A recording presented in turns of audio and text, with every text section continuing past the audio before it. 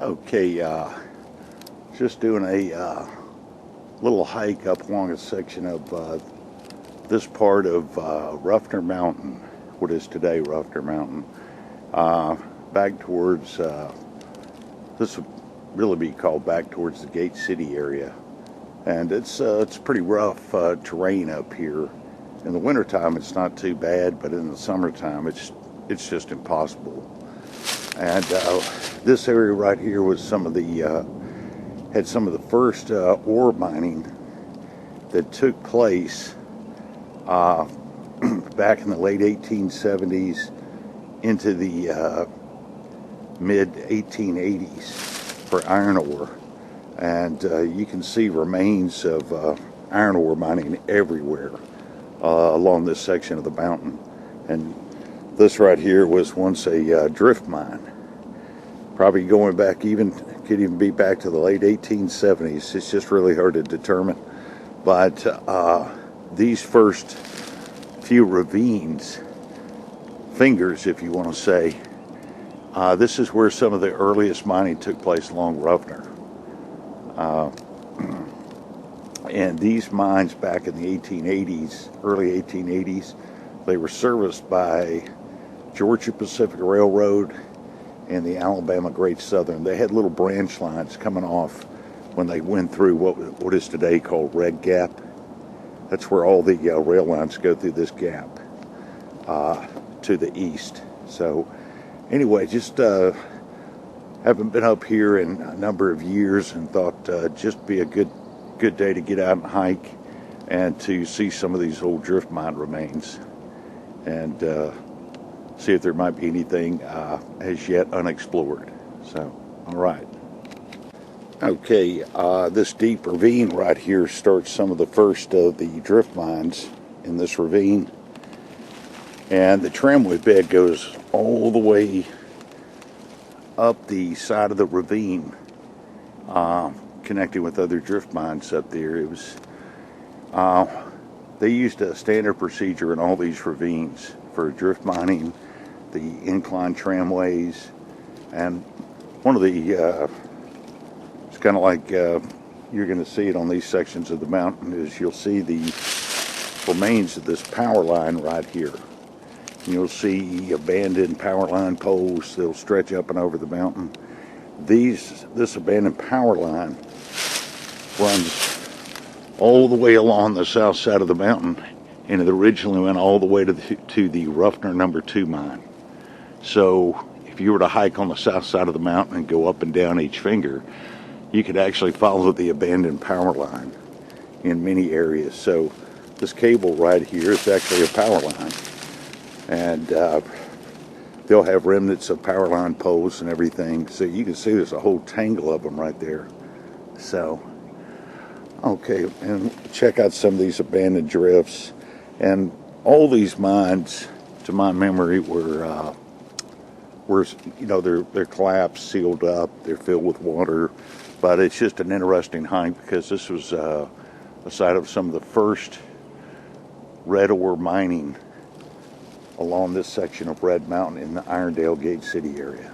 Okay, this is a good example right here. This is a collapsed drift mine in this little narrow ravine. It looks like a washout, but it's not. They actually had 2 drift mines, one right there and one right here, and they had a little tramway bed that snaked right down through that ravine there and went out to a crude loading tipple down where the railroad spur line came up on this section of the mountain. So up here is another tramway line, and it snakes going on up the mountain and back further back in the ravine here. So you can just imagine back in the late 1870s, early 1880s, you know, this whole area, with the exception on the top, was pretty much devoid of trees. So they chopped the trees down for a number of things. Tramway rails, cross ties, wooden timber supports, buildings, everything, to make buildings, everything. So, okay, and we'll just head on up this way, right up this way. Okay, that the remains of that opening right there, that is that's the remains of what was once a pretty big drift mine opening. And you can see how over 140 years, 135, 40 years, you know, it's just collapsed. But the opening would have been right there, and they would have had a little tramway line come out, and with the little mine cars. And there's more drift mines going all the way up. And right over there, that little section, that's a tailings pile. And they had drift mines going up each side of the ravine, on each flank. And it's kind of hard to tell once again with the sunlight. But anyway, they go all the way up the mountain on that side, and they stretch all the way up the mountain here. So, okay, making my way over the finger here to the next ravine. And here's one of the power line poles right here, abandoned. And you can see the power lines still there. And there's a couple of insulators right there hanging from the power line. So anyway, it must have been a real booger bear to set all this stuff up back in the day. Run all these lines over this kind of rough terrain. So, but anyway, heading over to the next ravine to see some more of the drift mine remains. Okay, still in these deep ravines, and just drift mines everywhere. And this one is probably the best hidden of all. I mean, you'll never see it unless you're up on top of it. But this right here is the tramway bed, right here. And the minecarts will come out on the tramway rails. Of course, that tree wasn't there. And they would would be pushed or hauled by mule or horse, or gravity, it's hard to say, to go down to a rough loading tipple down along the docks. And this would be where the Alabama Great Southern, and I think that, like I said, I think the Georgia Pacific had a small little spur line coming off their main rail line coming through Red Gap. So, but this is one of the best hidden. Of course, I don't remember all these trees being here. There's a lot of trees down up here at Ruffner. It's pretty amazing. Really had to be some high winds here. But this, last time I checked, this was flooded. But it's pretty neat. You have to be aware that there could be some critters in there staying warm, so just need to be a little careful. I don't want a bobcat or a coyote or something in there to get pissed off at you. But this is one of the best examples of our early drift mining right here that's in existence on this section of the mountain here. And you can see they just cut straight into the ore seam. So I'll take a quick look in there. Okay, last time I was in here, which was some years back, this was all, just past that point where the light is, it was all flooded. And so there's no water in there, at least from this viewpoint. But you can see after 130 plus years, this was probably a really good sized drift mine. And all after 100 plus years, you know, all this sludge, debris, mud, you know, it's just come in over time and made that into a little narrow passage. I don't know where that goes, but, you know, unless you just want to get dirty. But anyway, not going to be going back in there. But anyway, you can see they did a pretty square cut on this. You can see the opening right there. So it's a good example. This is probably on this section of the mountain, it's probably the last good example of, you know, early drift ore mining, red ore mining on this section of what is today Ruffner. So anyway, wow, well, all the water's gone down. So it's hard to say where that is, but I do see some little footprints and stuff, so there might be some critters back in there keeping warm. I don't blame them. So anyway, this is just really neat to see again and document a little bit of this. So, okay, and we'll just start making our way up the mountain and check out some of the more drift mine remains and a couple other things before we wind up this little mine hike, I guess. Mine hike video. All right. Okay. At least the sun's going to do something good. That deep cut going all the way up the side of that ravine right there, up flanking that finger right there, those were early drift mines right there. And easily late 1870s, early 1880s. And you can see they're all collapsed, but those are the remains of some of the early drift mining on this section of the mountain. And there'll be more drift mines going up that deep ravine in between these two fingers right here. And so that's a route we're going to take. But nice day out here on the mountain. You can only access this whole area in the winter months. It's almost impenetrable in the summer months. There's snakes, you know, copperheads, and you know, this is the only time, really good time to see it is in the winter months to investigate some of these old drift mines. So, okay, and we'll just head down and go straight up that ravine there. So, beautiful day. Okay, so this is also another example of a good example of early drift mining right here. And you can see where the miners back 130 plus years ago, they just cut this out by hand. Picks, dynamite, drills, hand drills. And this was an actual drift mine entrance. And that's sealed, that's collapsed all down in there, but you can see, it's, I guess once again hard to see with the sun. But this was the opening, and it went straight on in. It probably went left and right up under the ravine, and they just went horizontal each direction, getting the ore seam.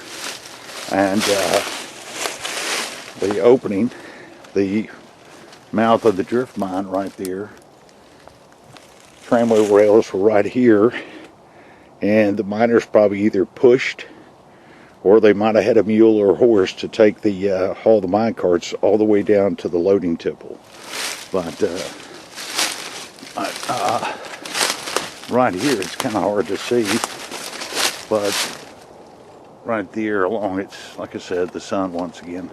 But that's a crude rock retaining wall right there, because they actually had another tramway line coming from these mines up there. They're flanked on either side of this ravine here. But that's another good example of early drift mining here. So, okay, moving a little further up the ravine, and you have the remains of one drift mine here and another drift mine right here. And they were separated by this little berm right here that the miners stacked up with rocks.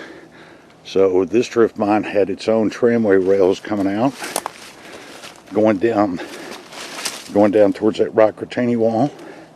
And on the other side of the berm, there was another set of tramway rails heading down in that direction, coming out of this drift mine. So they were directly opposite one another, going horizontal under the ridge or finger, if you want to call it, going straight after the ore seam.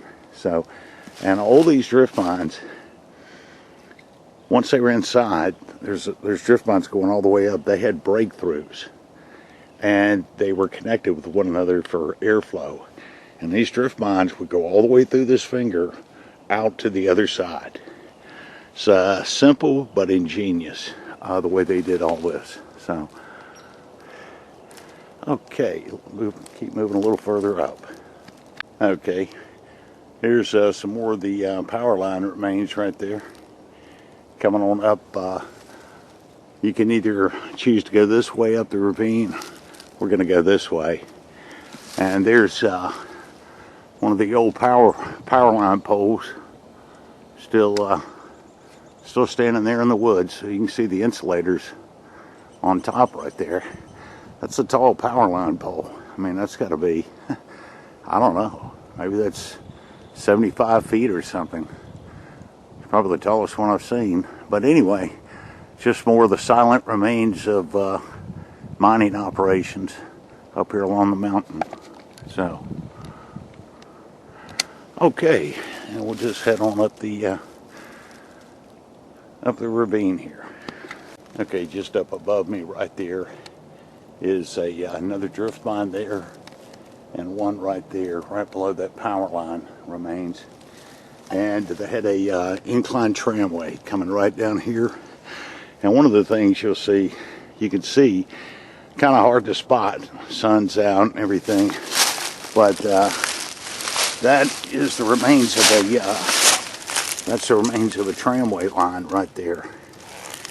And I was told by an individual asking why these were positioned like this all along the mountain, and he told me that these were put here to help stop erosion. So I guess, you could see some legitimacy in that. So, but you'll see that tramway rail right there, that is a 1880s tramway line. You can see where they just cut that off right there. However they did it, but who knows how far down they did it. But there's a few of them anchored all the way down the mountain. You see these all over the mountain like that. So that's what I was told, that this was put here to help stop erosion right here, because they had a rough loading chute right here, what was called a self-acting tipple, and the miners pushing those ore carts out, they push it into the self-acting tipple, and it would just pop over. And they had a little gate on the back of the minecart, and it would just go into these other minecarts here. So interesting. So okay, this is a pretty good example of a drift mine heading up the mountain. You can see the top of the ridge, or the finger up there, and you can see right here, these were crude stacked rock wall the miners made.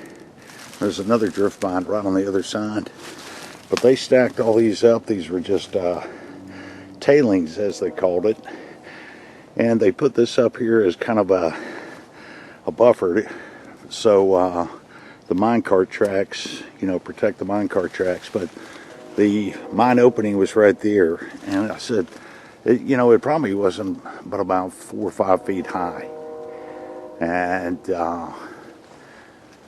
going all the way through the mountain, all the way out to the other side. But get a stacked rock wall here that was built probably in the early to mid 1880s, and it's still up here today. And that little section of rail is just right there, but this is where the inclined tramway would have been, and would have taken it all the way down towards the loading dock. And you can see the drift mine remains going all the way up the mountain. There's some more right over here in the middle, but this flank will go all the way up to the top of the mountain right here. Okay, this is basically near the top of the mountain right here, and this is, in addition to the drift mining, what they did up here. This was the lowest cost method of mining other than drift mining, and this was the open ore mining. And the ore seam started at the top of the mountain. So this is what they were after. This is the ore seam right here. So you can see they cut all this out. I mean, the mountain probably went up and over, and they took off probably a good 40, 50 feet maybe of the mountain. And this is the way it looks today. I don't know what that is over there. It almost looks like a piece of tramway rail. But anyway, the Minecart Path is right here, and it goes all the way around and then they would just take the mine carts through an inclined gravity plane system and just lower them by probably about a 1,200, 1,500 foot cable all the way down the mountain. Well, this is where some of the earliest mining for open ore mining was at, along the mountain right here in what's today Ruffner. So, okay, so this is a good place to end up the little mine hike. Making a video along the way, and this is Sloss Peak, elevation 1,104 feet above sea level. So,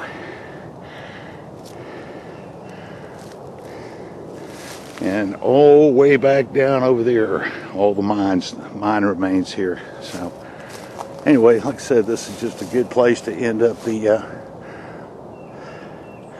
little mine hike, making some videos along the way. Beautiful day out here on the mountain. So, okay, and that'll do it.